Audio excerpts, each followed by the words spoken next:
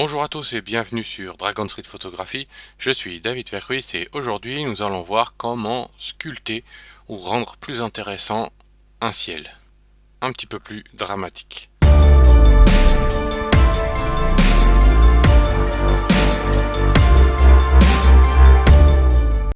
Nous voici donc devant un coucher de soleil breton près du Cap Fréhel et dans un espace de travail Photoshop comme vous pouvez le remarquer.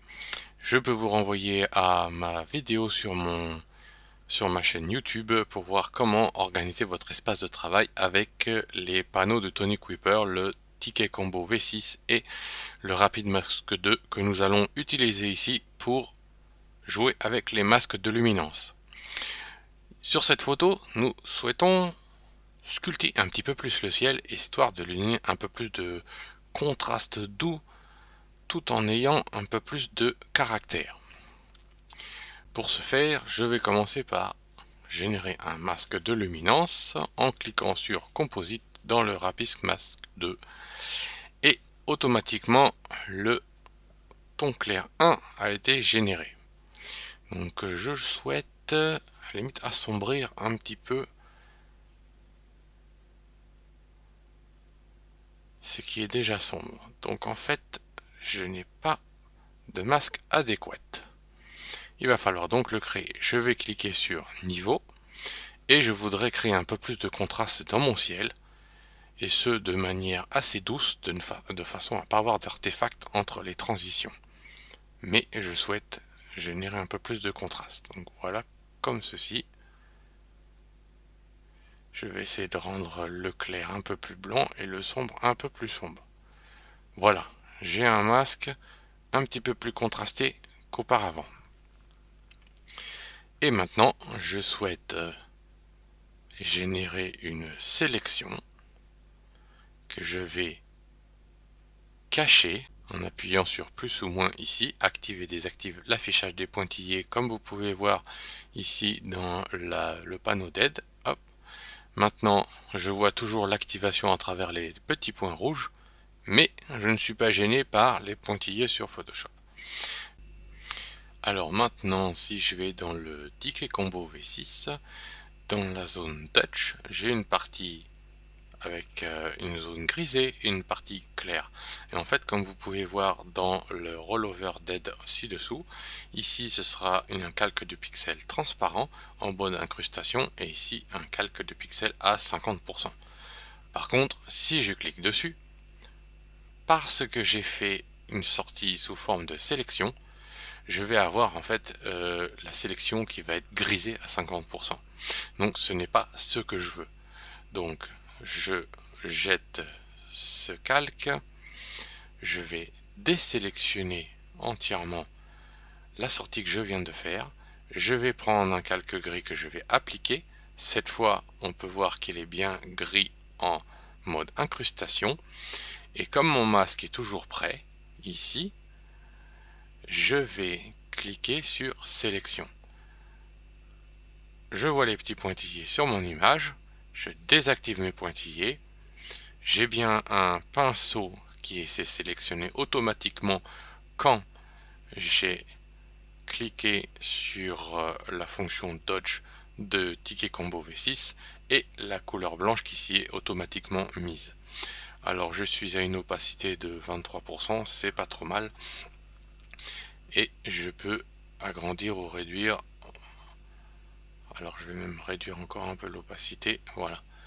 Et en fait, il suffit que je peigne un petit peu sur mon ciel. Et comme vous pouvez voir, je vais y aller doucement parce que les transitions sont un peu violentes sinon. Mais on va voir qu'on va pouvoir agir dessus. Voilà, et si je regarde bien, j'ai éclairci mes zones déjà claires. Je peux faire la même chose en prélèvement un petit peu de couleur en utilisant la touche Alt. Et en fait, je vais en même temps peindre un peu de couleur. Voilà, et comme vous pouvez le voir, la zone sombre du ciel n'est pas du tout affectée. Voilà, donc j'ai éclairci mon ciel. Je vais descendre l'opacité parce que c'est un petit peu fort dans mes transitions, et je peux même passer en lumière tamisée. Voilà, ce sera beaucoup plus doux. Du coup, je vais remonter un peu. Voilà, donc j'ai éclairci un petit peu les zones claires de mon ciel. Maintenant, je vais vouloir faire l'inverse. Donc je vais désélectionner la sélection en cours. On voit que les petits points rouges, pointillés rouges sont disparus des panneaux de Tony Kuiper. Et je recommence la procédure en cliquant sur Composite et en essayant cette fois d'avoir les zones sombres de mon ciel en clair pour pouvoir peindre dessus, puisque c'est sur le clair que cela agit à travers un masque. Voilà, c'est pas trop mal. Celui-ci est pas trop mal. On va essayer de l'ouvrir un petit peu plus. Donc on va essayer de faire voilà les zones sombres, qu'elles soient bleu-blanc, soit plus blanc. Voilà, c'est pas trop mal. Même principe, cette fois je vais sélectionner un calque gris dans le ticket combo sur l'icône Burn. Voilà, en lumière tamisée, j'ai un calque gris et mon masque est toujours sélectionné. J'ai bien les zones sombres de mon ciel qui sont finalement claires dans mon masque. Je reviens sur mon image et je vais cliquer sur sélection. Je cache mes pointillés. Mon pinceau et mon couleur noire se sont automatiquement sélectionnés lorsque j'ai appliqué sur le bouton Burn du ticket combo. Je suis à 9% d'opacité, c'est pas mal. Et je vais pouvoir appliquer mon assombrissement tranquillement.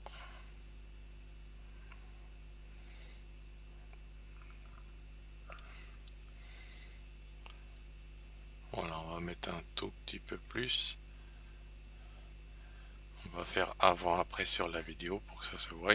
Voilà, on voit que je peux faire une petite vignette à main levée aussi. Voilà, donc avec les tablettes, on peut s'amuser à jouer avec l'effet de pression. Donc avec les réglages qui sont ici en haut sur Photoshop. Voilà. Hop. Voilà, et ici comme c'est assez sombre sur mon masque, donc en fait ça se voit beaucoup plus. Ici si je clique sur le masque, voilà, on voit que les zones sombres sont très claires, donc l'action de mon pinceau va sur le blanc être beaucoup plus actif, comme vous pouvez le voir sur la vidéo. Voilà.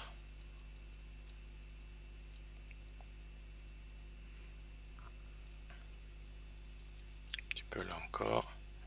Voilà. Donc, oups, j'ai cliqué sur l'historique. Voilà. Donc si je clique sur mon calque avant-après, on voit que j'ai bien assombri les zones sombres de mon ciel et j'ai bien éclairci les zones claires de mon ciel. Voilà, avant, après, avant, après. Donc c'est un Dodge and Burn pour sculpter le ciel à travers une sélection des masques de luminance. Voilà, j'espère que cela va pouvoir vous être utile pour contraster un petit peu plus votre ciel de manière très localisée, en toute sécurité, rétro-contrôlé par les masques de luminance. Je vous remercie de me suivre sur Dragon Street Photography et je vous dis à très bientôt pour de plus amples vidéos.